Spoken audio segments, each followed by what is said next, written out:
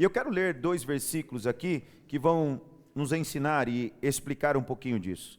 O versículo 16 diz assim: porque até quando eu estava em Tessalônica, por mais de uma vez, vocês mandaram o bastante para as minhas necessidades.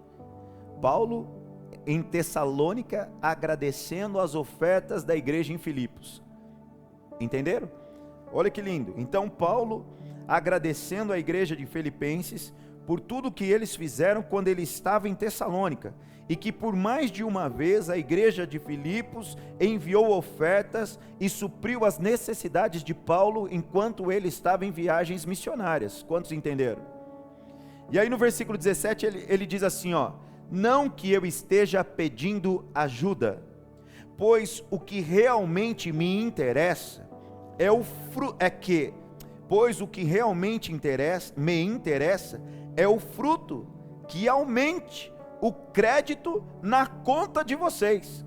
Que aumente o crédito na conta de vocês. Quantos aqui gostaria de receber um aumento de crédito na conta? Diz aleluia. Sabia que os crentes iam até animados agora. Ah, meu irmão, como seria bom receber agora um aumento de crédito na nossa conta. Porém, Paulo não está falando de um aumento de crédito na conta por conta de um sistema bancário, porque naquela época não existia Itaú, Nubank e tantos outros aí, não existia. Aqui não era uma questão do sistema bancário que nós utilizamos hoje. Paulo está falando que aumente o crédito espiritual, por conta daquilo que vocês estão fazendo. Se nós lermos aqui a partir do versículo 10, nós veremos que ele vai falar: olha, eu sei glorificar a Deus na pobreza, eu sei glorificar a Deus na riqueza, eu sei glorificar a Deus na necessidade. E aí vem o versículo 13: eu descobri uma coisa, tudo posso naquele que me fortalece. E ele está falando isso apenas por uma carta, para dizer à igreja que ficava na cidade de Filipos, que era uma igreja generosa. Obrigado pela generosidade de vocês. Mesmo quando era responsabilidade da igreja em Tessalônica, quem me sustentou foram os filipenses. Quando eu estava em Tessalônica, por mais de uma vez, vocês que me deram, vocês que ofertaram no meu ministério. E aqui eu gostaria de aplicar ao nosso contexto, de entendermos que estender as mãos para o reino de Deus é aumentar os nossos créditos com o Senhor. Estender a mão para o reino de Deus é aumentar os nossos créditos com o Senhor. Como que ele faz isso? Ele é Senhor.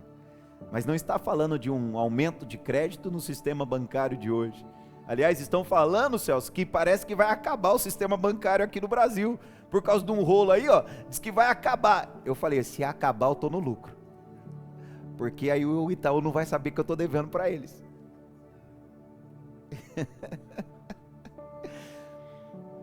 Não é isso, mas estamos falando de créditos espirituais. Hoje é dia dos pais, e se você vem de uma família com mais de um irmão, você deve estar falando, ou deve ter falado hoje na brincadeira, ou sabe que tem um irmão favorito. Na sua casa, Gi e Léo, eu já até sei quem é o favorito. Né? Os pais têm filhos favoritos. Não, gente, quem é pai, quem é mãe, você tem filho favorito? Nós amamos todos iguais. Acontece que existem relacionamentos que às vezes são mais íntimos. E é disso que Deus está falando.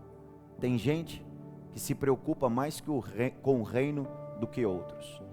E eu gostaria hoje de falar a você, vamos ofertar, vamos contribuir no reino de Deus, entendendo que aquilo que nós estamos fazendo agora, nos dá créditos espirituais. Eu desafiei a igreja semanas atrás a orar junto comigo, para que a gente possa entender melhor o que é ofertar. Porque hoje a gente faz uma transferência de Pix, e eu sou acostumado do tempo que eu pegava o meu salário inteiro na mão, e aí eu tinha que separar, e às vezes eu olhava e falava assim, meu Deus, tudo isso de dízimo. Só tem um jeito de diminuir o dízimo, irmão, é ganhando menos. Se você ganhar menos, diminui seu dízimo, só. Então, hoje nós fazemos um Pix, e às vezes nós nem sentimos que fizemos algo em adoração ao Senhor, porque quando eu separava as notas, eu falava, meu Deus, eu dependo do Senhor, meu Deus, vai faltar. E aí eu enfrentava o mês e não faltava, eu era obrigado a fazer uma coisa, glória a Deus, Deus é provedor. E experimentei por diversas vezes milagre na minha vida financeira. E o meu questionamento hoje é: será que você está conectado ao céu nisso? Ou você está sempre desesperado por conta do seu crédito no sistema bancário? E será que você também está desesperado com os seus créditos no reino dos céus? Vale a pena refletirmos sobre isso, sim ou não, igreja? Será que nós corremos atrás quando o nosso saldo com o céu é negativo? Do mesmo jeito que nós corremos atrás do nosso saldo negativo aqui? Devemos nos alegrar com o Senhor por viver intensamente o reino e a vontade dEle. E que possamos nesse momento estender as mãos, sabendo que tudo vem das mãos dEle e nós entregamos a Ele aquilo que lhe pertence, o dízimo, e ofertamos com alegria nos nossos corações. Para quê? Para que não falte no reino de Deus. Que o céu fale: ó, a Igreja de Cristo Arena mandou oferta para Moçambique. Ó, a Igreja de Cristo Arena mandou oferta para o Ministério Y, X, Z. E os ministérios em Moçambique venham e façam o que Paulo fez. Eu louvo a Deus pela vida de vocês, igreja generosa. Eu quero ser esse generoso no reino de Deus. Quantos mais dizem amém? Vamos estender as mãos, por favor, pode recolher. Que Deus abençoe em nome de Jesus. O nosso mês de agosto, ele está concentrado em realizarmos um movimento com o nosso ministério de empreendedores. E nós faremos isso com as nossas crianças, com os nossos adolescentes e também com os nossos jovens. Eu estou aí organizando para trazer uma série assim. Hoje, praticamente a mensagem de hoje tem conexão com a da semana passada, e vou trazer aqui durante o mês de agosto algumas mensagens que irão direcionar a dinâmica dessa igreja. Eu ainda estou na dinâmica que mudou o mundo, Débora. Eu ainda estou fazendo aquele movimento da dinâmica que mudou o mundo, e estou trazendo aqui em doses homeopáticas esta nova dinâmica. Hoje pela manhã eu preguei quase 1h30 e eu nem percebi, mas eu até falei no início da mensagem hoje, eu falei, vai ser X tudo. E aí eu fiquei ouvindo a mensagem, eu falei, meu Deus, foi muita coisa numa manhã só. Eu vou pregar metade da mensagem, então fica sossegado, 45 minutos, de meia hora, dá 1h30, 45 minutos. Vou pregar metade da mensagem, porque eu entendo que aquilo que Deus tem trazido a nós é extremamente essencial. E eu gostaria muito que a igreja estivesse totalmente conectada a isso. Então, gostaria muito que você estivesse atento ao nosso mês de agosto. E trouxe de manhã, gostaria de trazer agora também um desafio. A semana passada eu falei que faltavam 150 dias para terminarmos 2025. E fiz uma pergunta: e você está lendo a Bíblia? E eu vi que a maioria ficou com cara de ué. Sabe quando o cachorrinho apronta e a gente fica com cara de cachorro que aprontou, que quebrou o vaso? Eu olhei para a cara dos crentes e falei, os crentes não estão lendo a Bíblia não. Já que os crentes não estão lendo a Bíblia, o que eu vou fazer? Vou pegar no pé deles. E aí hoje, eu trouxe de manhã um desafio, chamado Desafio de 100 Dias. Se você não conseguiu ler a Bíblia até agora, nós vamos ler juntos a Bíblia em 100 dias. Eu estou com 2 planos de leitura. De ler em 100 dias a Bíblia, sem contar o domingo, ou seja, vai dar 80 e poucos dias, começando amanhã. Quase 40 minutos, ou um pouco mais de 40 minutos de leitura da Bíblia em alguns dias. Eu sei que você já começou até a se desligar do aviso, falou, eu não vou conseguir. Mas calma, por favor, preste atenção. A outra proposta é 100 dias, sábado, domingo, segunda, lendo a Bíblia, para terminar. Meu sobrinho e o Miguel que falaram que vai dar exatamente no dia 19 de novembro. Dia 19 de novembro nós teríamos terminado a Bíblia. Por quê? Dezembro é complicado para ler a Bíblia. Quem concorda? Vira uma doideira dezembro. Então é melhor a gente já antecipar e dezembro, a gente chegar em dezembro e falar assim: uau, li a Bíblia inteira esse ano. E o meu papel aqui é motivar você a ler a Bíblia e lembrar você que ninguém fica 200 e poucos dias sem comer. Mas nós queremos ficar 200 e poucos dias sem ler a Bíblia. E o pior, colocamos a culpa no pastor, colocamos a culpa na igreja, colocamos a culpa no espírito. Está diferente, a atmosfera é outra, porque antes quando tinha... Não, o problema é você. Você pode procurar 10 igrejas, irmão, você não vai ser transformado, porque o evangelho é transformar na individualidade. Aqui é um aglomerado de pessoas para a gente celebrar o céu. Então não haverá transformação se você não abrir a Bíblia. Eu não posso abrir a Bíblia por você, e você não consegue viver o mês, a semana, do soro na veia aqui. Então, nós temos que reagir.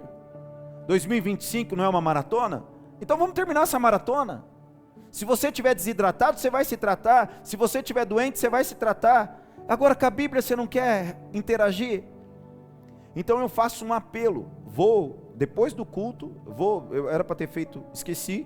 Vou mandar o link lá no grupo da igreja. Quem quiser entra. Eu tenho acho que quase 30 pessoas já de manhã.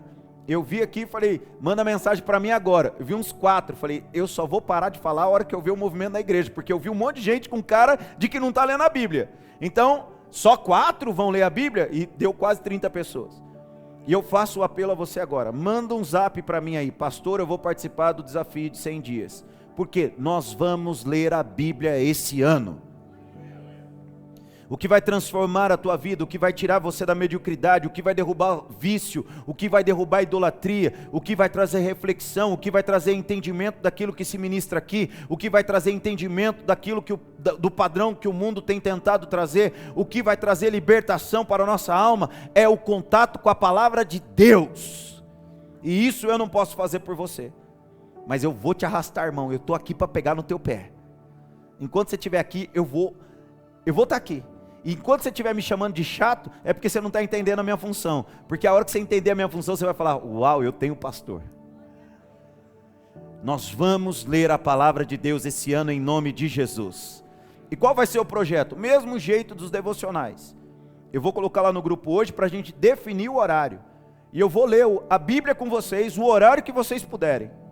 Pastor, é 6 horas da manhã, eu vou acordar 6 horas da manhã com você para ler a Bíblia. Pastor, tem que ser 10 horas da noite, eu estarei 10 horas da noite lendo a Bíblia com vocês. Nos próximos 100 dias, nós iremos caminhar juntos e iremos ler a Bíblia. E quem já está lendo? O que eu já disse? Já está lendo.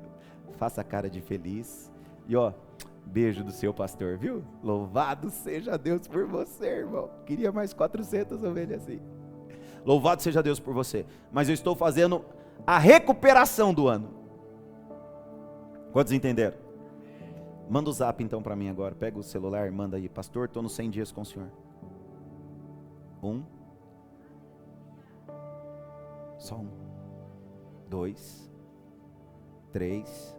Vamos lá, irmão. Vamos lá. Você online, manda um zap pro pastor, ou manda um direct aí no Instagram, no Insta da igreja, tá bom? Manda e vamos ler a Bíblia juntos, irmãos. Hoje, se o diabo cair na nossa frente e falar assim: está escrito, você vai falar: aonde? A gente não sabe da Bíblia. E como que Jesus derrubou o diabo? Mas também está escrito: atrás de mim, Satanás. É isso. Hoje é uma guerra intelectual, de ideias. E se você não sabe o que Deus pensa sobre você, como é que você vai conseguir viver e sobreviver nesse mundo? Então, por favor, manda o zap e já devolve o celular no lugar. Pelo amor de Jesus, porque senão você fica aí até o final do culto. Vamos orar pela nossa contribuição. Glória a Deus, eu vi uns 10 agora. Agora eu estou empolgado, Vamos ficar em pé, vamos orar. Vamos agradecer ao Senhor por tudo que Ele tem feito. Abençoe a sua vida financeira. Pai bendito, Senhor dos senhores, obrigado por mais uma vez investir nas nossas vidas, por nos abençoar. Obrigado por contar conosco, obrigado por ser provisão. e nós fazemos porque o Senhor é digno, nós fazemos porque o Senhor tem se revelado a nós, nós fazemos porque o Senhor é fiel, e que o nosso coração continue generoso na Tua presença, na Tua obra, em nome de Jesus, que possamos ser aqueles que fazem a diferença, não só neste ministério, mas em outros ministérios, por causa da nossa generosidade, e por causa da nossa generosidade, Senhor, continue a cuidar das nossas famílias, continue a cuidar dos nossos, em nome de Jesus Cristo, amém. Antes de se assentar, eu gostaria que você desse um aplauso bonito, porque domingo passado eu falhei.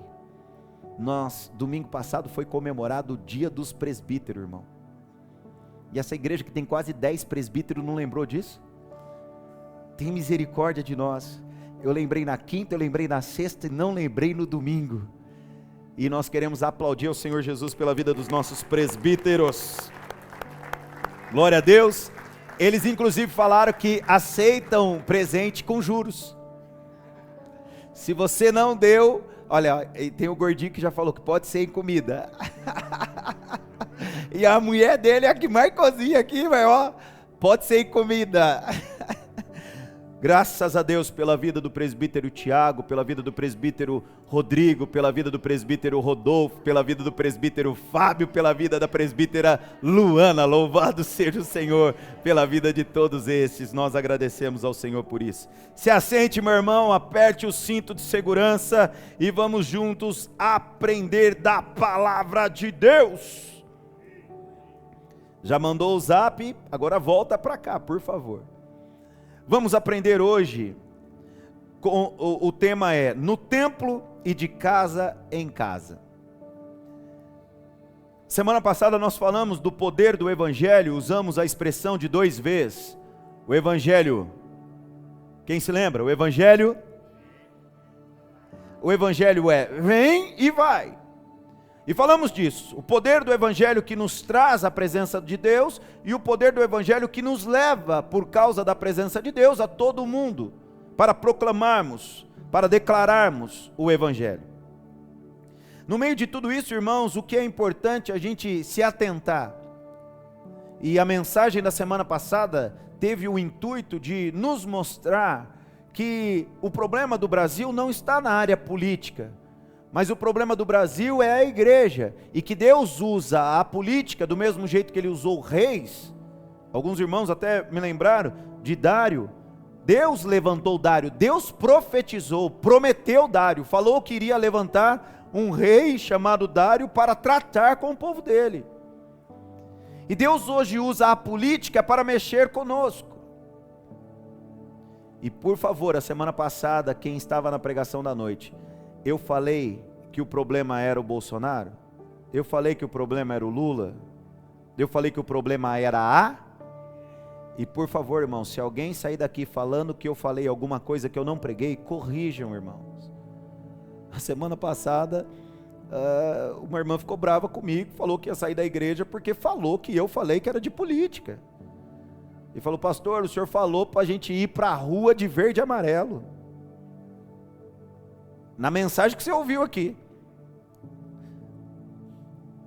E eu falei que evangelho é tudo, e que nós temos que ter cuidado, porque essa pessoa levantou a barreira da política, mas algumas pessoas levantam a barreira do dinheiro, outras pessoas levantam a barreira da família, outras pessoas levantam a barreira do achismo, outras pessoas levantam a barreira da tradição, outras pessoas levantam a barreira da ceia. Vocês não sabem como que é, no momento da gente falar de distribuir a ceia aqui, a tensão que algumas pessoas ficam por causa daquilo que elas aprenderam quando criancinhas.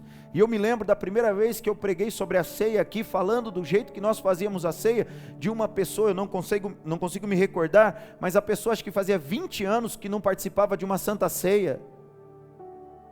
Aconteceu em São José do Rio Preto.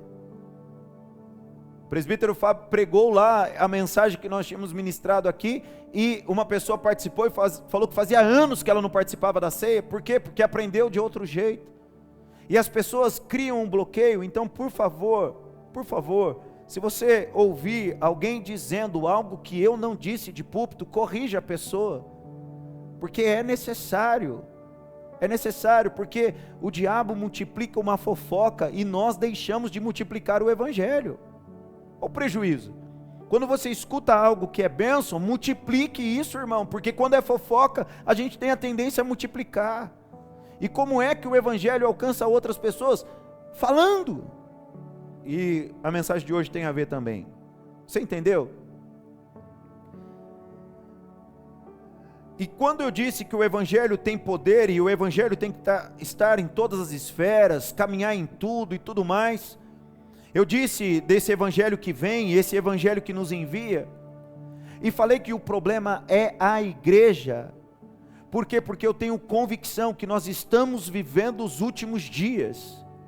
E quando a palavra de Deus revela que estamos vivendo os últimos dias, nós devemos atentar aos detalhes que o Senhor nos dá sobre os últimos dias.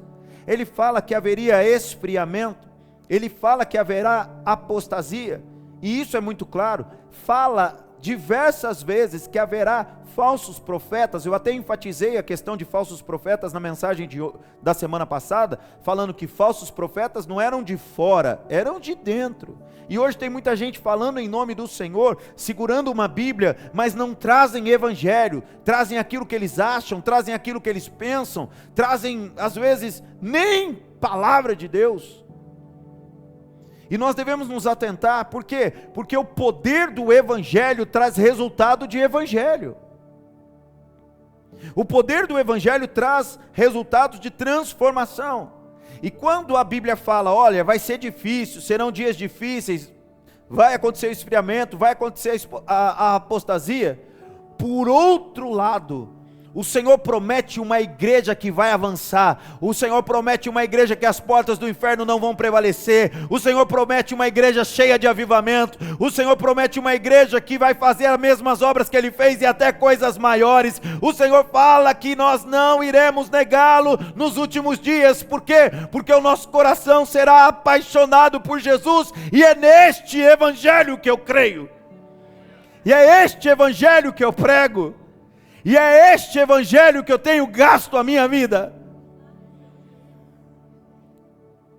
Então eu acredito demais na igreja, e acredito que este tempo é o tempo da igreja, e acredito que aquilo que o nosso país está vivendo, está nos planos do Senhor para chamar a nossa atenção, para corrermos para Ele, e para vivermos aquilo que a Bíblia nos chama a viver: arrependimento, reconhecimento, e o poder do evangelho.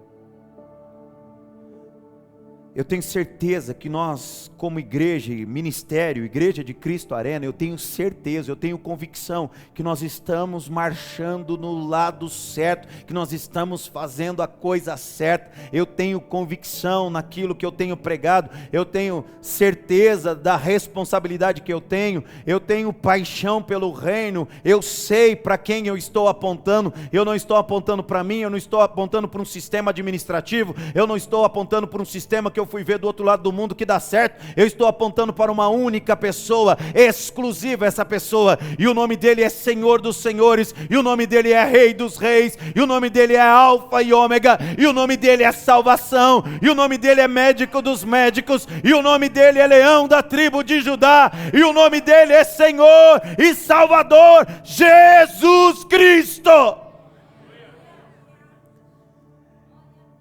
E se eu não tivesse vivido os últimos dias, eu já tenho convicção nisso, mas a minha convicção aumentou ainda mais. Sabe por quê? Porque o diabo, vou usar uma linguagem dos jovens, o diabo meteu o louco. O diabo se achou. O diabo se levantou e dobrou a aposta. Veio para cima. Falou, vamos parar. O diabo se manifestou dando o grito, o rugido do leão para nos apavorar. E eu vou ser sincero, apavorei, senti. O que ele veio? Matar, roubar e destruir. Veio para cima, meteu o louco. Senti de verdade, irmãos, senti. Semana passada, semana retrasada, eu estava meio baqueado, por causa das apostas do diabo. Senti. Mas irmão, do mesmo jeito que eu senti na pele o diabo, do mesmo jeito que eu vi as obras do diabo, do mesmo jeito que eu ouvi a sentença do diabo, as ideias do diabo, do mesmo jeito eu percebi o Espírito Santo, eu ouvi o Espírito Santo, eu percebi o Espírito Santo vindo para cima, e sabe o que eu fiz? O diabo falou truco 6, eu falei 9, 12. Eu dobrei a aposta, ele meteu o louco e eu também. Sabe quando você fala,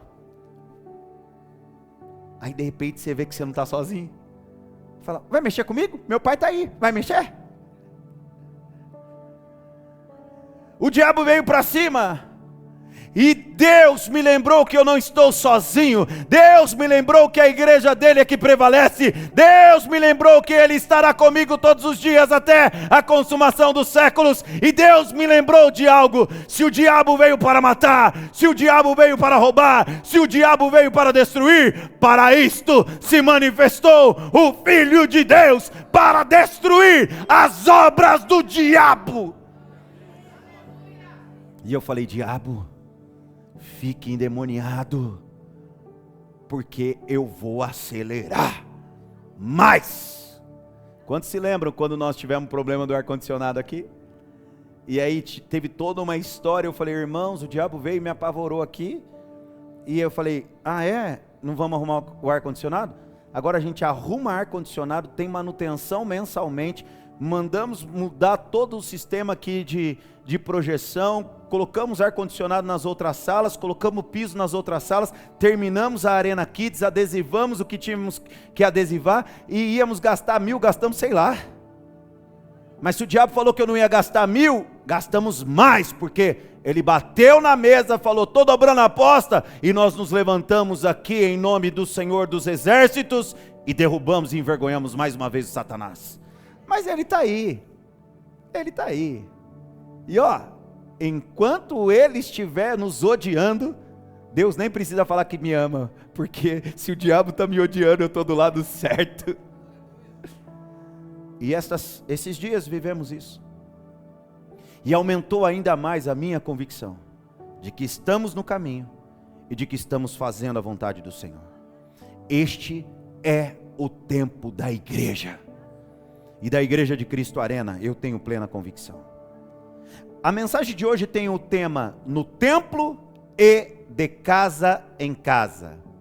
E eu vou abreviar, vou trazer apenas alguns detalhes da mensagem, porque nós vamos falar sobre isso futuramente, porque no templo e de casa em casa é marca dessa igreja. E nós iremos aprender algumas coisas em cima deste texto. Então eu quero te convidar a abrir. Falei bem de vocês hoje, viu? Falei que o culto da noite está mais animado do que o culto da manhã. Então agora está sendo filmado. Provavelmente o povo da manhã está assistindo só para ver se é verdade, ou se eu não estou exagerando. Aí a semana que vem vão vir e falar assim, o pastor tem filho preferido, né? Então assim, eu falei que vocês são animados.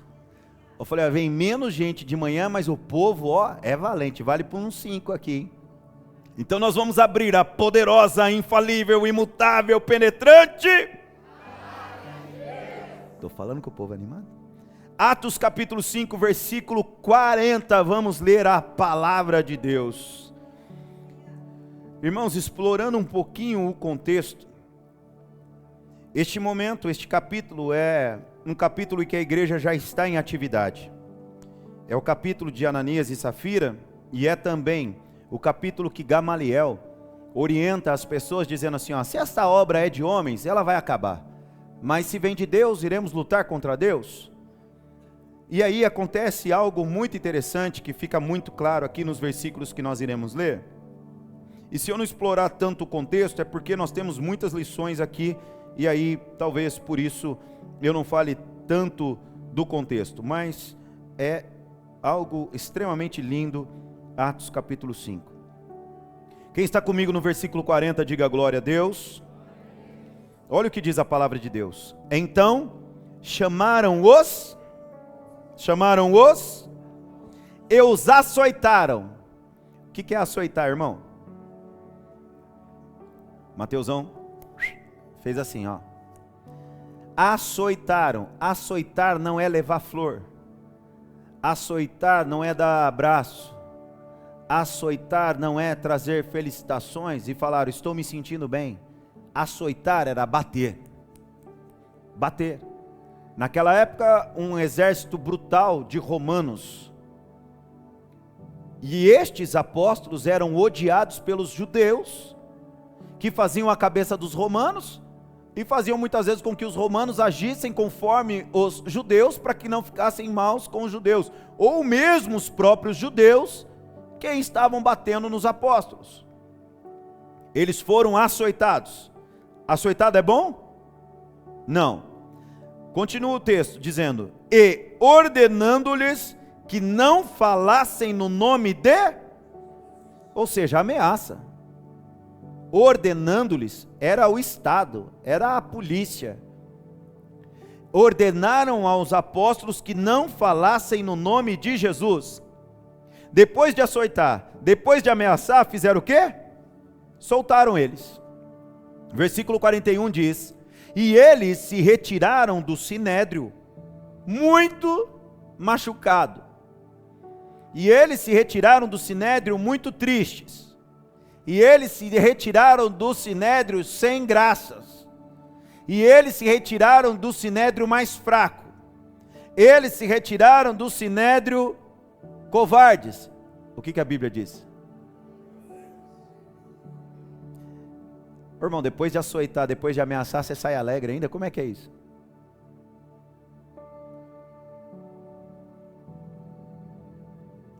A conta bate?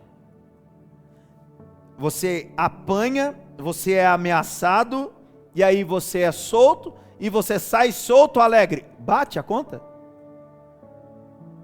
Então, aqueles apóstolos foram açoitados, foram ameaçados, saem do sinédrio, muito alegres. Já não bate a conta. Piora a situação. Por terem sido considerados dignos de quê?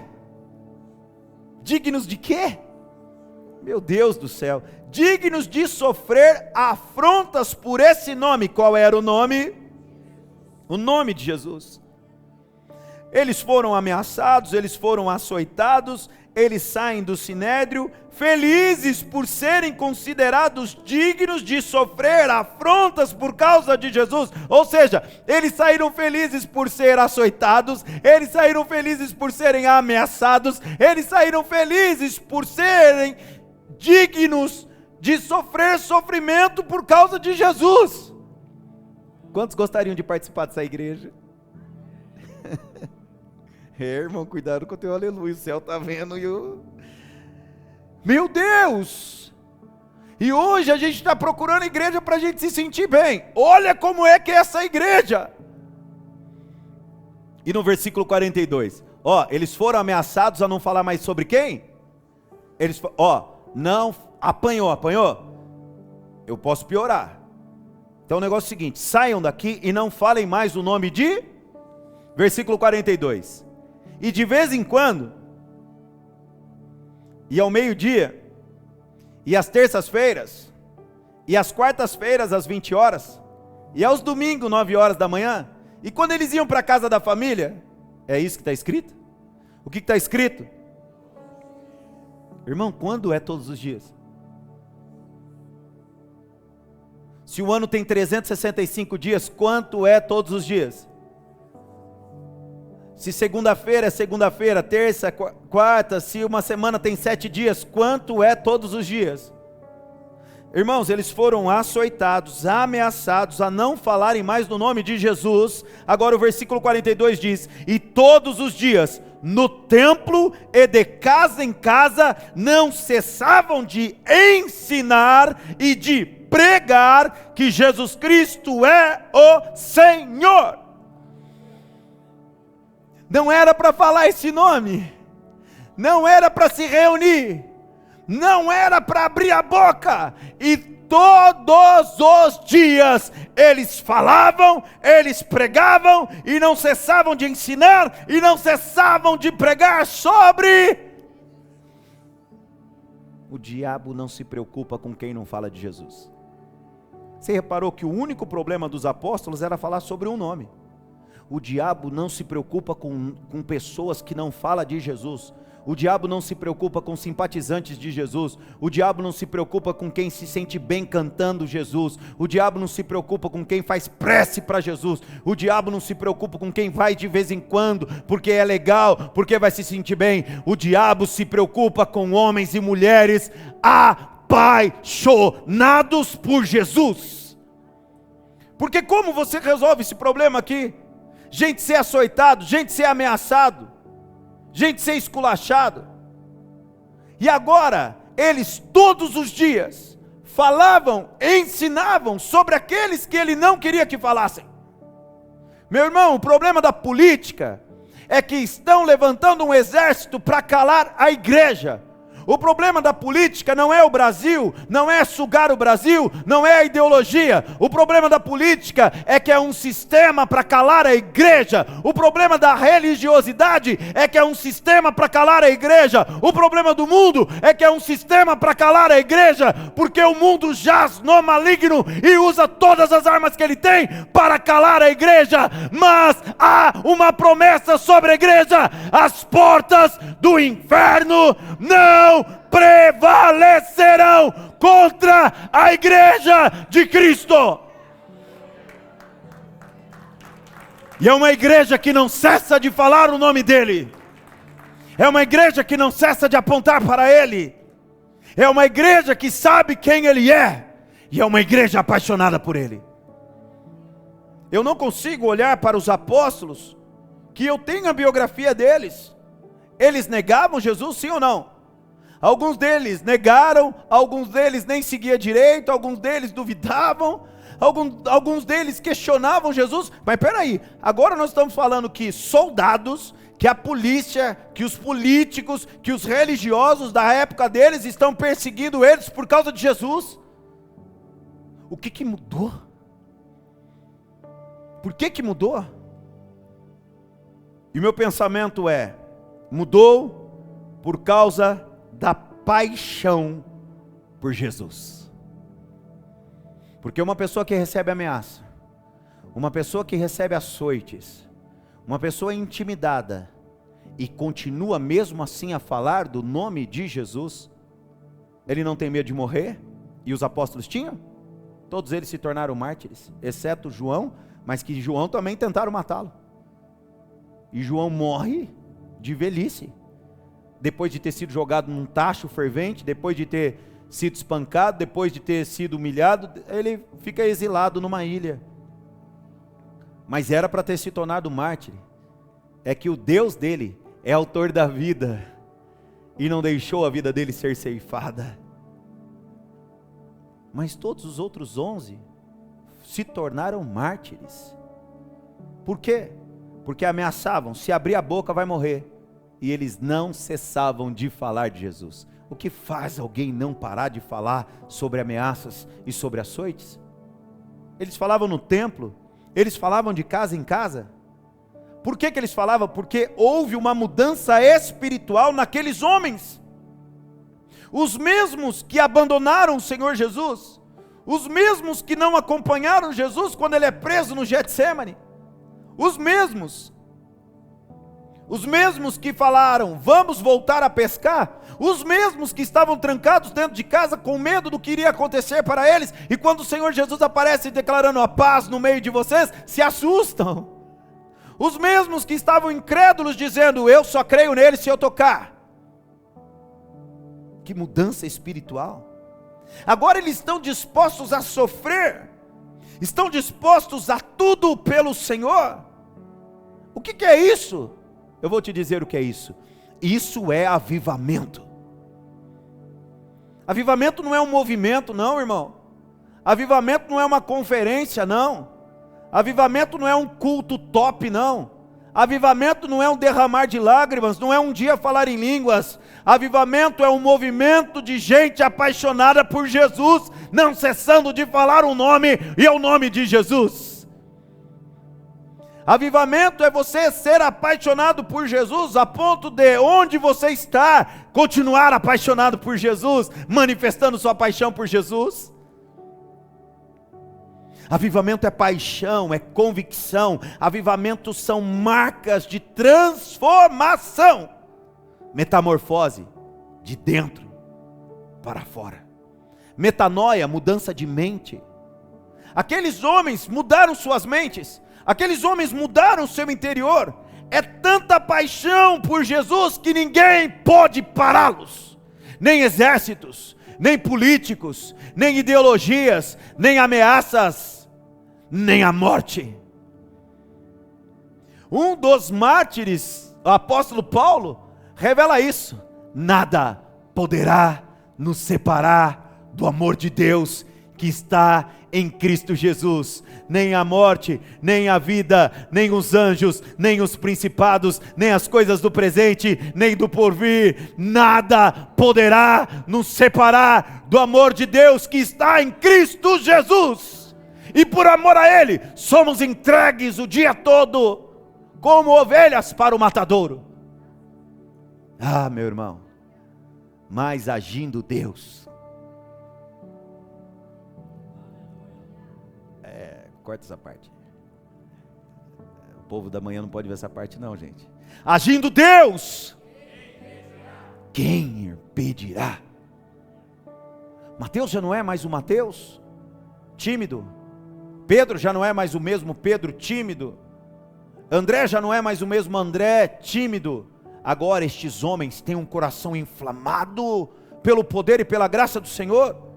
Se você vê, capítulo 2 de Atos, dia de Pentecostes, se você ver capítulo 3, você vai ver a cura do coxo na Porta Formosa, e o que Pedro e João dão àquele coxo: nós não temos ouro, nós não temos prata, mas aquilo que nós temos, te entregamos em nome de Jesus Cristo o Nazareno, levanta e anda. Antes, Pedro prega, e 3.000 pessoas entregam o coração para Jesus.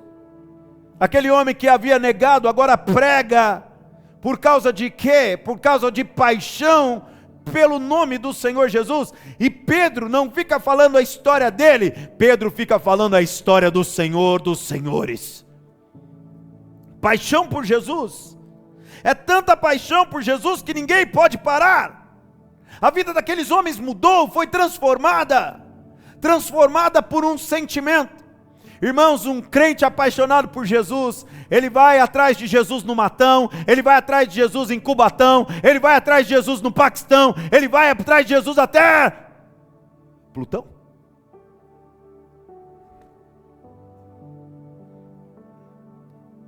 E às vezes o que não te traz aqui é a falta de paixão. Eu gosto sempre de usar o exemplo de namorado, namorada. Porque quando a gente está na fase da conquista de namoro, existe distância? Existe falta de dinheiro? A gente vai de bicicleta, a pé, de carona, baldeação, a gente faz qualquer coisa. O que muda é a paixão. Se não alimentamos a paixão, mudamos. E aí entra algo muito sério. Como alimentar a paixão? Acontece que Deus usa uma estratégia, e a estratégia que Deus usa sempre funcionou, e nós precisamos entender a estratégia de Jesus. A igreja de Cristo ia no templo e de casa em casa. No templo, apaixonada por Jesus, e de casa em casa. Como você acha que era? De casa em casa ela era? Como que ela era? Se no templo ela era apaixonada, como ela funcionava de casa em casa? Pode falar com convicção. Apaixonada. E nós temos que tomar cuidado com isso, porque tem gente que acha que é diferente estar dentro de quatro paredes e diferente estar fora. Porém, Deus usa uma estratégia. Qual é a estratégia de Deus? Deus dá uma ordem. Deus ensina os apóstolos através de uma ordem. Como manter a paixão? Marcos capítulo 16, versículo 14 em diante, diz que finalmente Jesus apareceu aos 11, quando estavam à mesa, censurou-lhes a incredulidade e a dureza de coração, porque não deram crédito aos que tinham visto já ele ressuscitado, e disse-lhes: vão por todo o mundo, e preguem o evangelho a toda criatura. Jesus chamou cada um daqueles homens, vem, e agora Jesus dá uma ordem a eles: vão por todo o mundo e preguem o evangelho. Em Mateus 28, 18 diz: Jesus aproximando-lhe, falou-lhes dizendo: toda a autoridade me foi dada no céu e na terra, portanto, vão, façam discípulos de todas as nações, batizando-os em nome do Pai, do Filho e do Espírito Santo, ensinando-os a guardar todas as coisas que tenho ordenado a vocês. No Marcos 16, 15, quem crer e for batizado será salvo, quem porém não crer será condenado. Estes sinais acompanharão aqueles que creem, em meu nome expulsarão demônios, falarão novas línguas, pegarão em serpentes, e se beberem alguma coisa mortífera, não lhes fará mal. Se impuserem as mãos sobre os enfermos, eles ficarão curados. O Senhor Jesus, quando chama, vem, Ele capacita os apóstolos a irem, vão fazer aquilo que eu ensinei a vocês. Quando isso acontece, entra uma didática que vale até os dias de hoje. Tem professores aqui. A didática do Senhor Jesus, ou a estratégia do Senhor Jesus, vale até para os dias de hoje. Eu queria projetar para vocês uma pirâmide, conhecida como a pirâmide de William Glasser. William Glasser é um cientista da área de ciências humanas, e ele desenvolveu um gráfico sobre a nossa capacidade de aprendizado. E olha que interessante, quando nós lemos algo, nós absorvemos apenas 10% daquilo que nós lemos. Quando nós ouvimos algo, nós absorvemos 20% daquilo que nós ouvimos. Agora, quando nós observamos alguém fazendo, nós aprendemos 30%. Quando nós vemos e ouvimos, 50%. Este aprendizado é chamado de ativo. Agora, ele também classifica o aprendizado passivo. Então, quando lemos, 10%, quando ouvimos, 20%, quando observamos, 30%, e quando vemos e ouvimos, 50%. Quando nós nos tornamos a ser passivos no aprendizado, olha o que acontece. Quando nós analisamos com outras pessoas, nós absorvemos 70%. Sabe por que você está aprendendo no devocional? Porque você analisa junto. Ju, está lá há mais de um ano nos devocionais, 6:30 da manhã. O que acontece no devocional? A Ju fala o que aprendeu, fala o que conheceu, outras pessoas manifestam o que aprenderam. Eu fui inspirado nisso, eu fui inspirado naquilo. E aí às vezes a gente fala, não, mas eu não entendo dessa forma. Eu entendo daquela forma, eu entendo de outra forma, eu entendo dessa forma. Quando o ambiente é este, nós absorvemos 70%. Interessante ou não? Quando nós fazemos, o aprendizado é de 80%. Então, nós vamos construir uma igreja. Como que se constrói uma igreja? Aí vem cálculo, engenharia, arquitetura, um monte de coisa. Lista de compra, administração, tudo mais. Ninguém aprende a construir uma igreja observando. Aliás, observando se aprende 30%. Mas quando nós agimos, vamos construir uma igreja, aí se absorve 80% do que fazemos. Eu estou pregando a palavra, não estou dando aula de administração não. Observe algo. Por que eu acredito que é a estratégia correta para a gente aumentar a nossa paixão? Porque esta pirâmide, ela traz ao nosso conhecimento aquilo, e eu fiz questão de falar, William Glasser, um americano, um cientista da área de humana. Todo mundo faz assim. Só que o Senhor Jesus já havia revelado: venham a mim, e eu farei de vocês pescadores de gente. Não vos preocupeis com o que haveis de falar, porque o meu Espírito estará com vocês e vai falar o que vocês precisam falar. Vocês vão agir conforme vocês precisam agir, porque aí nós estamos fazendo. Mas é muito mais incrível esta ordem que o Senhor Jesus dá: vão, ensine-os a guardar todas as coisas que vos tenho ordenado. Porque o William Gleiser descobriu uma coisa: quando nós ensinamos a outra pessoa, nós absorvemos 95% do que a gente aprendeu. Quer dizer que a mensagem que eu estou ensinando vocês, eu vou reter 95% dela. Agora imagine se você ensinar essa mensagem a outra pessoa, quanto que você vai reter? E esta é a estratégia de Deus. Qual foi a estratégia de Deus? Eu ensino e vocês ensinam. Eu ensino, vocês ensinam. Eu ensino e vocês ensinam. Não ensine aquilo que você não aprendeu. Ensine apenas aquilo que você aprendeu. Agora, todas as vezes que você vai ensinar, Deus vai te capacitar mais a aprender mais e a fazer mais. E aí você vai descobrir algo: Jesus é maravilhoso. Foi ou não foi isso que aconteceu com aqueles apóstolos? Aqueles apóstolos tímidos, aqueles homens covardes. Eles aprenderam e passaram a ensinar. O que aconteceu com a paixão deles? Aumentou. Então não adianta que você falar que é crente e não usar a Bíblia. Não adianta você falar que é crente e não vir à igreja. Não adianta você falar que é crente e não ora. Você tem que praticar. Por isso o evangelho não é teoria, o evangelho é prática. E o meu segundo pensamento com vocês é justamente esse: a estratégia perfeita. O Senhor Jesus vem, me ensina e eu ensino o outro. O Senhor Jesus vem, me ensina e eu ensino o outro. O outro vem, aprende e ensina. E assim se multiplica o reino de Deus. Sabe o Daniel Romão? O Daniel aqui da nossa igreja. O Daniel, ele tem uma mente privilegiada.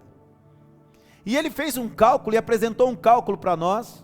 Eu não me lembro exatamente a teoria dele. Pode ser que eu fale um número errado aqui.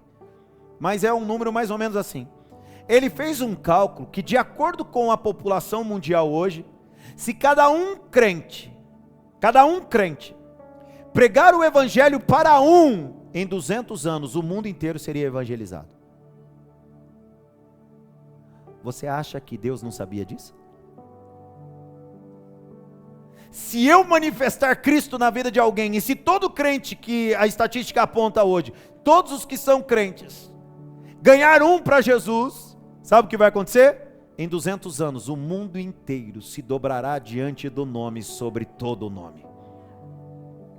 Uma estratégia perfeita. Agora, como alcançar o mundo, irmão? O mundo é grande ou é pequeno?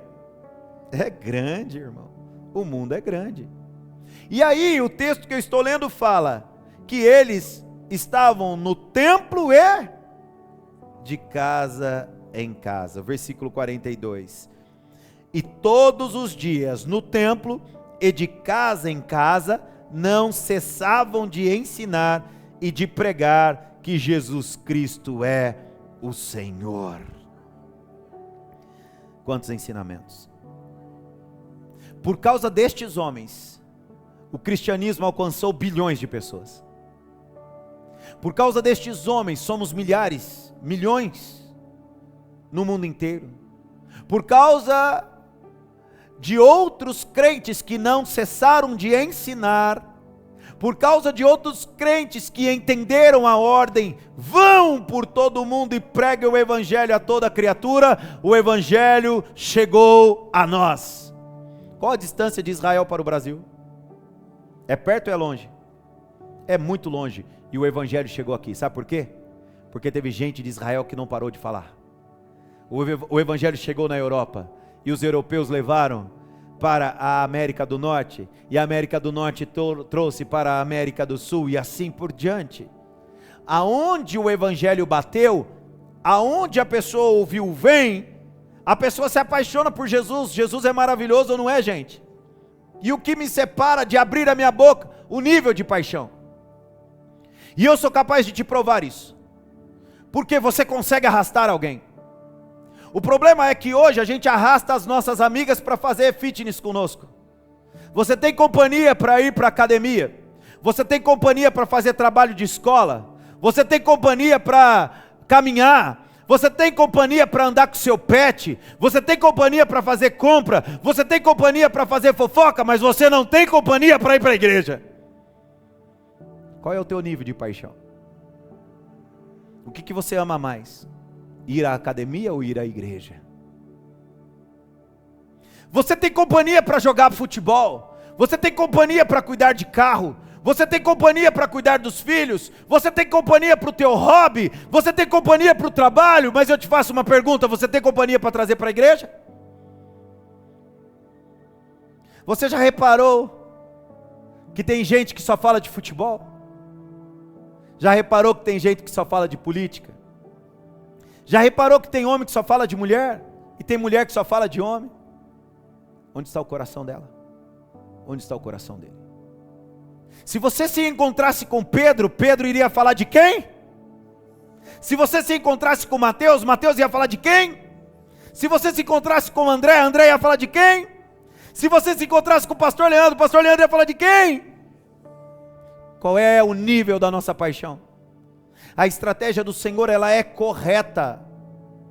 Você aprende e ensina, desencadeia algo que é evangelho. Todas as religiões, quantas eu disse? Todas as religiões do mundo tiraram algo da nossa para fazer algo para eles. A estratégia vem de Deus. Você já reparou que tem uma turma que anda de 2 em 2, de casa em casa? Na época que o Senhor lançou isso, em Mateus capítulo 10, não tinha sombrinha e não tinha pasta, e nem vendiam livros. Mas quem inventou foi o Senhor Jesus Cristo. Quando alguns viram e observaram que Deus fazia o quê? Um aglomerado de pessoas, e ali Deus era entronizado, outras religiões passaram a fazer isso. Copiaram tanto a estratégia de Deus, que alguns começaram a fazer seus ídolos. Por quê? Porque Deus falou, faça uma arca. Porque Deus falou, faça um candeeiro. Porque Deus falou, faça uma pia, faça uma mesa, e eu me manifestarei na tampa do propiciatório.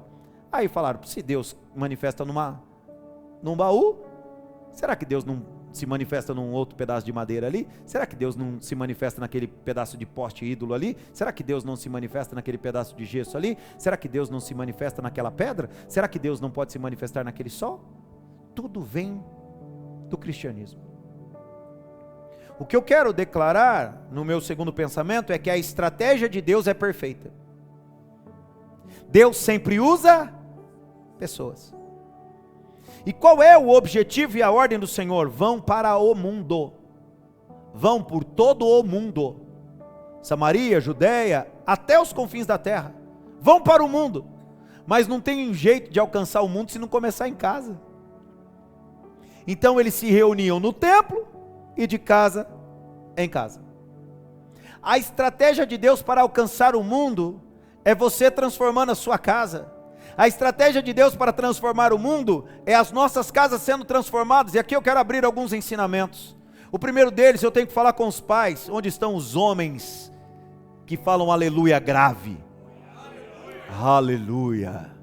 Por favor, irmãos, fiquem em pé. Deus teve uma estratégia, homens.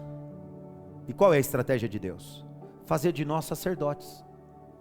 O que era o sacerdote? Era um ponto de contato de Deus.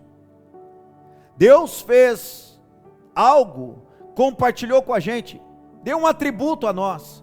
Deus se apresenta como Pai.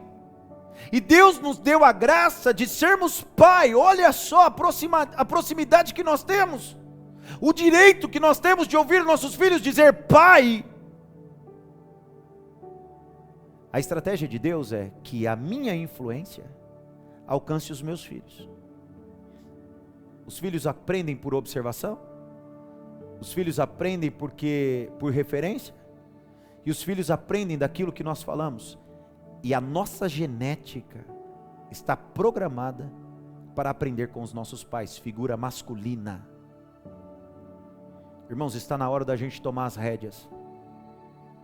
Está na hora da gente influenciar e ser referência dentro das nossas casas. Se nós nos lembrarmos e olharmos para a Bíblia, nós veremos uma estratégia de Deus. De Abraão abençoa Isaac, Isaac abençoa Jacó. E Isaac só abençoou Jacó porque a mãe viu que a bênção do pai seria para Esaú e não para Jacó. E a mãe falou: a bênção do pai, ela é poderosa e vai mudar a vida de Esaú, filho. Filho, coloca uns pelos na mão aí e vai até seu pai e peça para ele te abençoar como você fosse Esaú. Porque se o teu pai abençoar Esaú, Esaú vai ser abençoado. Olha isso, irmão. A bênção do pai mudava o destino dos filhos. A estratégia de Deus é que a nossa casa seja uma igreja, no templo e de casa em casa. Eu vou corrigir isso daqui a pouco, porque eu sou a igreja, você é a igreja. Agora, olha a responsabilidade que nós temos, irmãos. Nós mudamos destinos. Uma mulher enxergou o poder da oração de um pai, e por causa do catolicismo, hoje a gente não abençoa os filhos. Lembra? Eu tinha um quesinho, porque uma parte dos meus primos chegavam para os avós e falavam: benção, vô. Beijava a mão. E eu não era neto daquele, era meu tio avô. E eu achava lindo fazer aquilo. Benção, vô. E aí eu fui uma vez e cumprimentei meu tio avô, e meu tio avô deu a mão para mim assim, e eu me senti o máximo. Benção, tio. E eu ficava com medo de estar fazendo errado, mas eu achava lindo aquilo. Mas por conta de ser uma atitude católica, nós tiramos. Mas não é uma atitude católica, é uma atitude bíblica. Pai é bênção em sua casa. Pai muda destino de filhos. Existem estatísticas que apontam que se nós almoçarmos na mesa com as nossas famílias, nós mudamos o destino da esposa, nós mudamos o destino dos filhos. Houve uma pesquisa na Inglaterra, nos Estados Unidos, apontando para algo, que filhos que comem na mesma mesa com os pais, têm uma tendência a zero de usarem drogas. Olha o poder disso. Mas olha o que Deus diz sobre nós. Salmo 128. Bem-aventurado aquele que teme ao Senhor e anda nos seus caminhos. Você comerá do fruto do seu trabalho, será feliz e tudo irá bem com você. Sabe para quem que Deus está falando isso? Para homem, figura masculina. Ah, pastor, não é? Eu vou continuar. Salmo 128, versículo 3. Sua esposa no interior de sua casa será como a videira frutífera. Seus filhos serão como o rebento das oliveiras ao redor da sua mesa. Eis como será abençoado o homem que teme ao Senhor. Que o Senhor abençoe desde Sião, para que você veja a prosperidade de Jerusalém durante os dias de sua vida. Deus tem algo com a figura masculina. Eu não abro mão da estratégia de Deus, porque a estratégia de Deus é perfeita. E hoje, ao comemorarmos o dia dos pais, agradeça a Deus, porque Deus te deu o poder, o direito de dar filhos. E como isso é maravilhoso. O filho se parece com a gente mesmo que a gente não queira. Olha o privilégio que nós temos. Então, irmão, eu quero junto com você fazer uma oração. Mas eu quero fazer aquela oração, eu não sei outra referência, de torcida, mais bonita do que torcida de futebol.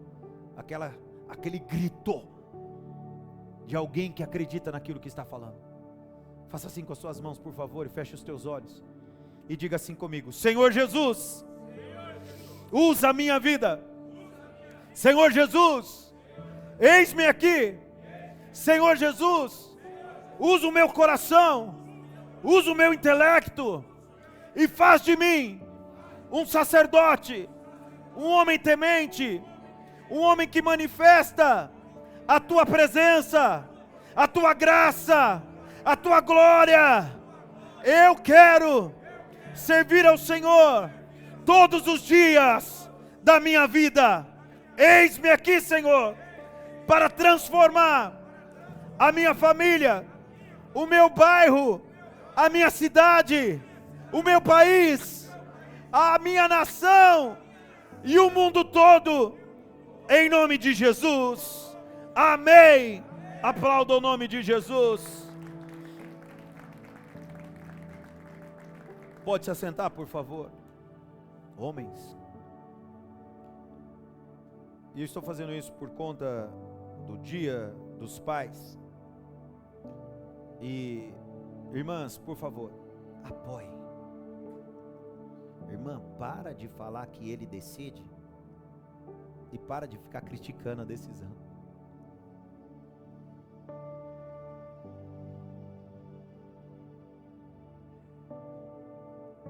Os homens estão precisando de autonomia, sim. E eles estão precisando de autonomia porque as mulheres estão exageradas de autonomia. Esse tal de empoderada está acabando com a gente. E eu vou falar uma coisa muito sincera, irmãs. Não está no script aqui, eu estou falando porque Deus está falando. Homem não sabe discutir. Deus não nos criou para ficar discutindo com mulher. Deus não nos criou para discutir com ninguém. Homem sabe resolver na força. Só que as nossas mamães falaram que em mulher a gente não bate nem com flor. E por causa disso hoje há nos homens de hoje um medo de discussão com mulher. Por isso que ele se cala. Não é porque ele é covarde, não, é porque ele não quer te arrebentar. Ah, pastor, você está fazendo apologia. Não estou, só estou te falando o que passa pela nossa cabeça. Então se você apoia, irmão. Dá o controle para ele. Eu não vejo a mulher de Noé questionando a atitude de Noé. E Noé teve que construir uma nave espacial. E se Noé tivesse tido a interrupção da mulher, você acha que a Bíblia não ia falar? Porque de Jó falou. E é possível que Jó foi escrito antes de Gênesis. A mulher de Jó falou: amaldiçoa a Deus e morre. A Bíblia não esconde as nossas fraquezas, a Bíblia revela as nossas fraquezas. A mulher de Noé, quem é a mulher de Noé? Eu só sei que ela entrou na arca. Sabe por que ela entrou na arca? Porque ela acreditou na decisão do marido. Verdade ou não, irmãs? Mas eu estou falando de casa em casa e no tempo. Estou falando que nós vamos mudar o mundo por causa do Evangelho. Então, homens, por quê? Porque Deus estabelece lideranças. E a igreja que se reúne no templo tem líder. Quem vocês acham que era o líder da igreja de Atos? 1, 2, 3 e? Pedro. Lógico, Pedro. Edificarei a minha igreja. Pedro é o líder. Jesus deixa claro isso antes de ser crucificado e antes de ressuscitar. E qual é o critério de Pedro ser o líder? Quem se lembra? Jesus faz 3 perguntas a ele. Naquele dia na praia. E a primeira pergunta, a primeira vez que Jesus vai perguntar para Pedro, ele fala assim: Pedro, tu me amas mais do que os outros? E Pedro, na terceira vez que ele responde, ele fala: tu sabes todas as coisas. E tu sabes que eu te amo. Ou seja, quem dos 12 amava mais a Jesus? Certeza que Pedro. Porque você acha que Jesus ia jogar Pedro contra os outros e os outros contra Pedro? Pedro, tu me amas mais do que os outros? E ele diz: Senhor, tu sabes que eu te amo. Então, cuida das minhas ovelhas. Apacenta as minhas ovelhas. E lidera o grupo. Lidera. Quem estabelece a liderança é o Senhor Jesus. E quando o Senhor Jesus estabelece uma liderança, nós devemos andar com a liderança. Ponto. Ponto. Se Noé tivesse interferência para ter construído a arca da família, poderia ter dado ruim, porque a ordem foi dada a Noé. Nós vimos uma história de que alguém recebeu ordem e não cumpriu. A história de Adão. Adão recebeu a ordem, deixou a mulher interferir, deu ruim. Nós temos a história de Moisés. Quem era o líder que tira o povo do Egito? Quem era o líder? Moisés. Aí nós temos Moisés e o seu irmão Arão.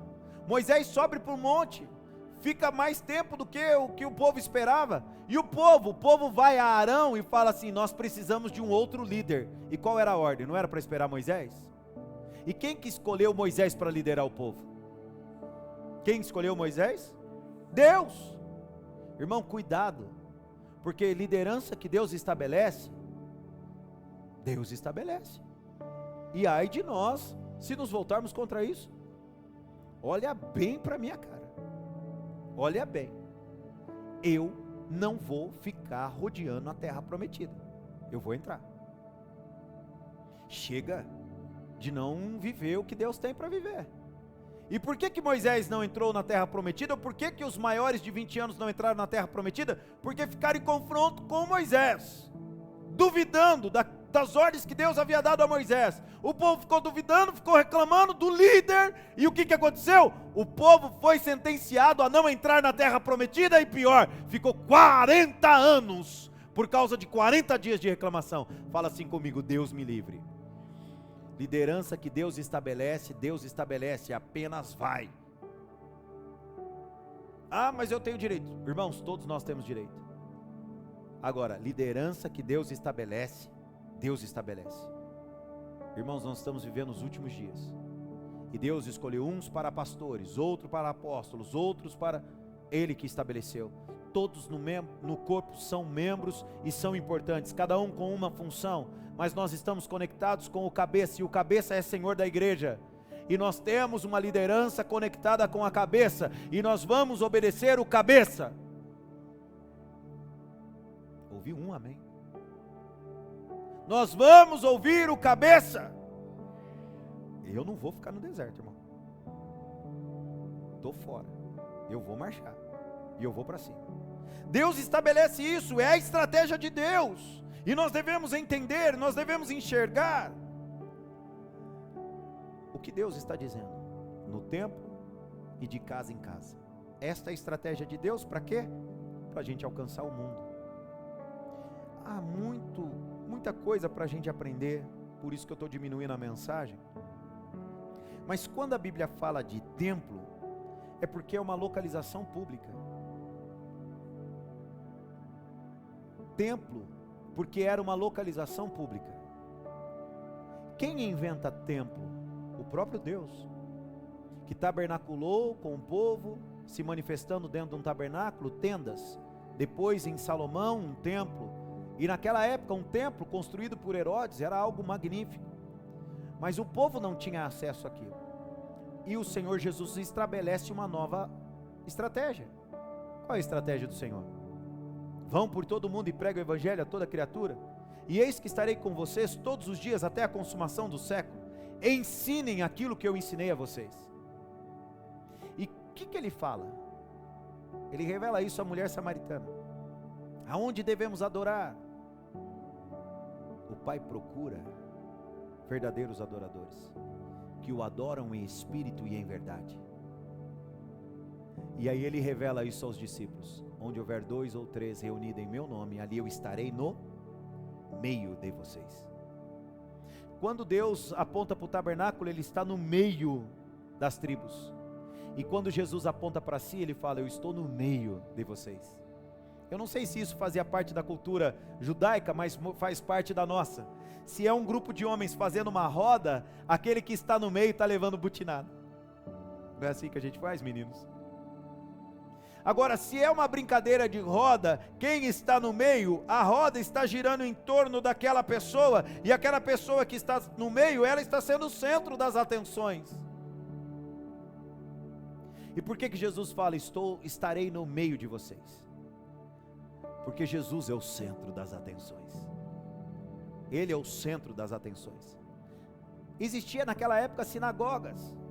Mas o que eram as sinagogas? As sinagogas era lugar para o centro, era o conhecimento. A cultura da época era ir para a sinagoga para se discutir conhecimento. Então o centro das sinagogas não era Jesus. Agora vem Jesus e diz: as portas do inferno não prevalecerão contra a eclésia, contra a igreja, tirados de dentro para fora, para um aglomerado de pessoas. E esse aglomerado de pessoas vai fazer uma roda para colocar alguém no centro, e quem estará no centro é Senhor dos Senhores, quem estará no centro é o Rei dos Reis, quem estará no centro é aquele que um dia todo joelho se dobrará e toda língua confessará que Ele é Senhor. Ei, saiam de casa em casa e no templo, e quando vocês estiverem no templo, chamem isso de igreja. Não é sinagoga, não é escola, não é em torno de alguém, é em torno de mim, porque onde houver 2 ou 3 reunidos em meu nome, ali eu estarei no meio de vocês. Então havia agora uma localização pública, eles saem de suas casas para um encontro público, e este encontro público é para uma pessoa, e o nome da pessoa é Jesus. Só que nós temos a mania de pensar que tem que ser crente dentro da igreja, das 4 paredes. Quantos já ouviram isso? E nós temos uma marca terrível por causa disso. Porque para a igreja, arrumamos as nossas melhores roupas, para a igreja, colocamos as nossas melhores roupas, estilo, fazemos cara de santo. Mas nós temos que tomar cuidado, porque Deus não vê a carcaça, Deus não vê a aparência, Deus não vê como o homem vê, Deus vê. E quando o avivamento vem sobre as pessoas, o que acontece é uma transformação de dentro para fora, e eu disse metamorfose, de dentro para fora, metanoia, renovação na mente, de dentro para fora. O contrário de metamorfose, o antônimo de metamorfose, é mascarado. Não dá para ser um crente travesti. O que eu quero dizer com isso? Não dá para você ser uma coisa aqui e ser outra lá fora, do mesmo jeito que não dá para ser. As pessoas ficam às vezes falando assim: o pastor Leandro, eu respeito o pastor Leandro, o pastor Leandro também é amigo, o pastor Leandro também é marido, o pastor Leandro também é irmão, o pastor Leandro também é filho, o pastor Leandro também é pai. O pastor Leandro como pai é nota 5, o pastor Leandro como pastor é nota 8, o pastor Leandro como marido é nota 2,5, o pastor Leandro como aluno da escola é 5,5. Dá para fazer isso comigo, irmão? Dá para me dividir? Dá? Ou o pastor Leandro é o Leandro, o marido é o Leandro, o aluno é o Leandro, o filho é o Leandro é uma pessoa só. Então não dá para eu ficar me travestindo, me mascarando de pessoas. Você se relaciona com o Leandro, e o Leandro é escolhido para ser pastor, e o Leandro é filho de alguém, e o Leandro é irmão de alguém, o Leandro é marido de alguém, o Leandro é pai de alguém. Mas quem é pai é o Leandro, quem é pastor é o Leandro é uma pessoa só. Não dá para ser várias pessoas, quem está me entendendo? Então não dá para ser igreja aqui, não ser igreja na rua.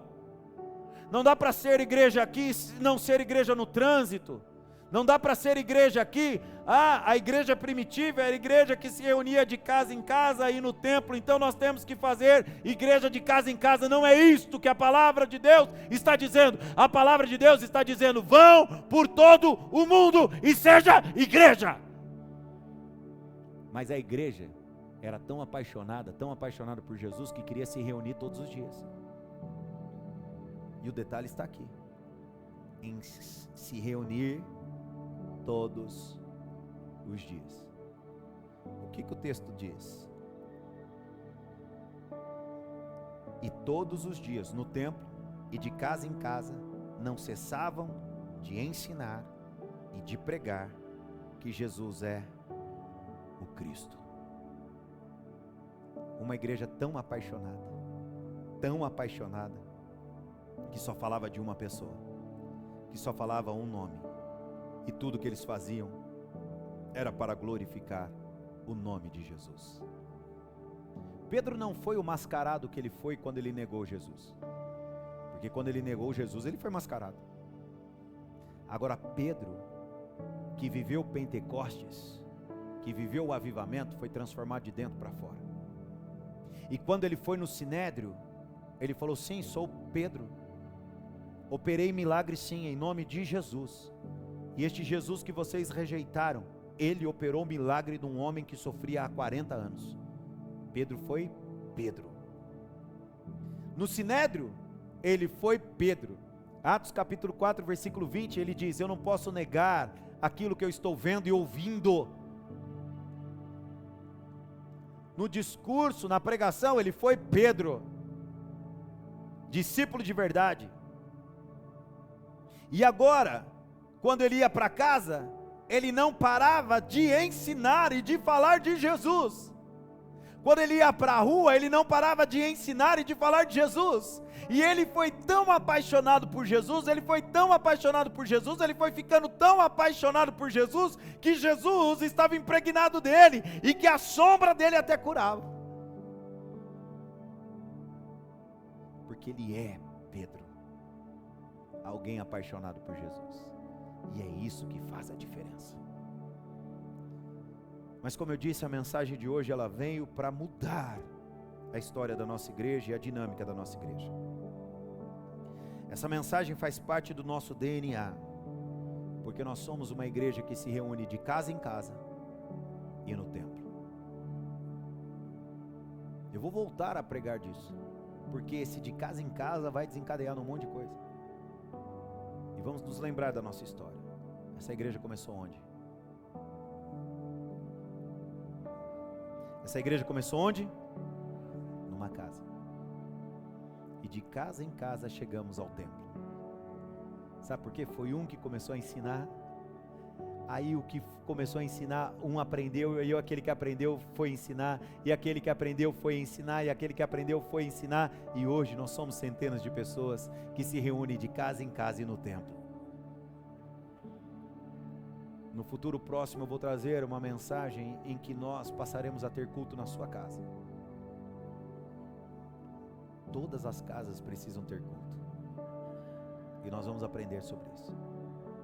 A igreja no templo e de casa em casa. Mas qual é a minha aposta dobrada hoje? É que essa igreja vai abrir as portas.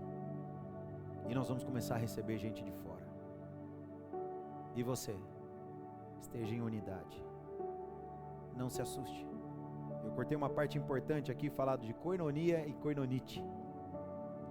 Koinonia é comunhão, e koinonite é doença provocada pela comunhão.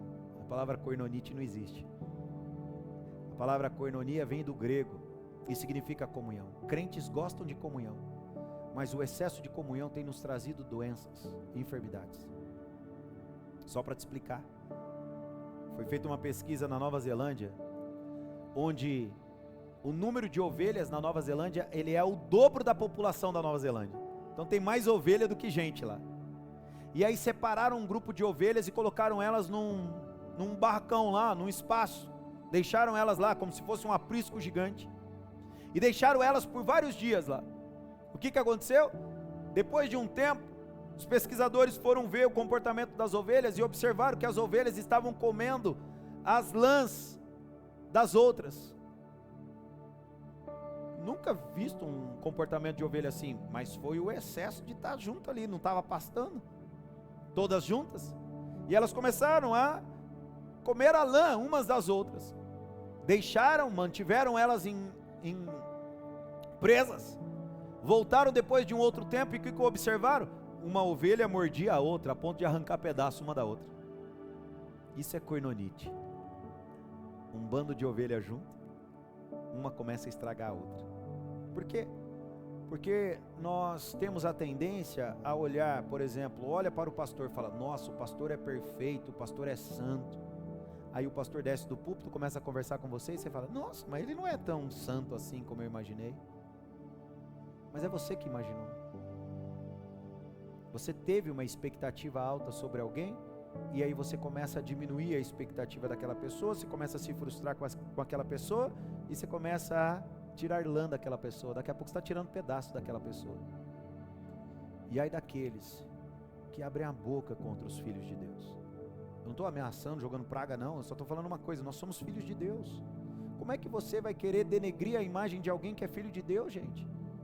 E quem mandou você ser cabeção de ter uma expectativa alta? A gente está reunido em torno de uma pessoa. A pessoa que nós mais temos que desejar estar perto aqui é de Jesus. E se você estiver com expectativa alta em relação à pessoa de Jesus, você não vai se frustrar. Agora, qualquer outro mero mortal aqui, você vai se frustrar, porque eu tenho defeitos. Quem mais tem defeito aí, dá um glória a Deus. Por isso que ele veio morrer pelos imperfeitos. Mas nós estamos aqui para ser aperfeiçoados pela perfeição dele. E o que eu estou querendo dizer com isso é que você não venha meter o bedelho ou dar mordida em outra ovelha. Não se meta com outra ovelha. Não abra a tua boca contra outra ovelha. E vai chegar muita ovelha aqui. Vai chegar ovelha com muita lã, ovelha com pouca lã, ovelha que tem pouca lã no traseiro, mostra o traseiro. E aí? Deixa ela aqui. Porque o que transforma não é o nosso jeito, nem a nossa vestimenta. O que transforma é a palavra. Vai chegar gente aqui que é meio esquisito. Faz um amém meio rock and roll. E aí? Espera. Porque você também não é esse nível de santidade e perfeição que você acha não, irmão.